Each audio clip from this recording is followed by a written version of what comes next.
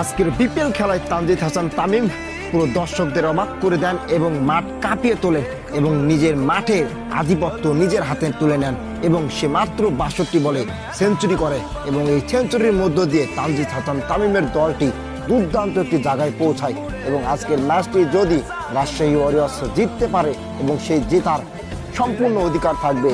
তানজিদ হাসান তামিমের এবং অবদান সম্পূর্ণ হবে তানজিদ হাসান তামিমের, কারণ তানজিদ হাসান তামিমের মধ্যকার দিয়েই আজকের ম্যাচটির সূচনা হয় এবং সমাপ্তি ঘটে।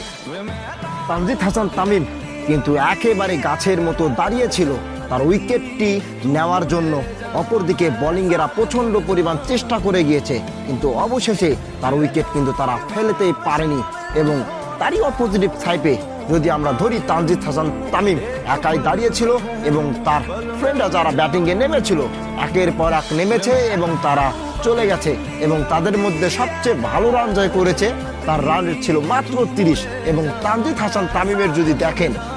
সেই জায়গা থেকে বলতে হবে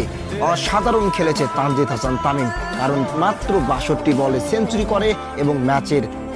পুরো থিমটাই ঘুরে দেয় এবং বোলিং কিন্তু দুর্দান্ত বল করছিল এবং সেই জায়গা থেকে তানজিদ হাসান তামিম অবশেষে উইকেটটি পড়ে এবং উইকেটটি পরে মাত্র একটি ছক্কার মধ্যকার দিয়ে, কারণ তানজিদ হাসান তামিম একটি 100 করার পরে আবার একটি 6 মারতে যায় এবং 6 মারতে গিয়ে আউট হয়ে যায়।